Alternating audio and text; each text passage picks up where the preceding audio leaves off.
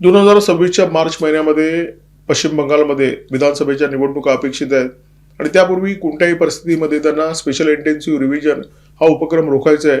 कारण या उपक्रमाच्या पहिल्या टप्प्यामध्ये ही बाब उघड झालेली आहे की पश्चिम बंगालमध्ये असे 3.5 कोटी मतदार आहेत, ज्यांचा 2002 साली जी SIR झाली आणि त्याच्यानंतर ज्या मतदार याद्या प्रसिद्ध झाल्या त्या मतदार यादीशी कोणत्याही प्रकारे संबंध दिसत नाहीये.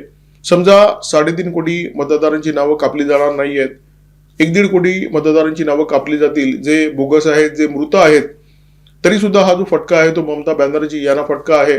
ममता बॅनर्जी यांना एक गोष्ट ठामपणे माहिती आहे, जोपर्यंत बांगलादेशी घुसखोर पश्चिम बंगालच्या मतदार याद्यांमध्ये आहे तोपर्यंत आपला पराभव कोणीही करू शकत नाही. कारण हा आपला हक्काचा मतदार आहे. हा असा मतदार आहे जो कोणत्याही परिस्थितीमध्ये भाजपला मतदान करणार नाहीये. त्यामुळे हे घुसखोर जोपर्यंत आहे तोपर्यंत आपला विजय निश्चित आहे. हे घुसखोर ज्या दिवशी भारताची सीमा ओलांडून बांगलादेशमध्ये परततील त्या दिवशी आपल्याला कोणीही वाचवू शकणार नाहीये. हे ममता बॅनर्जी यांना ठाऊक आहे.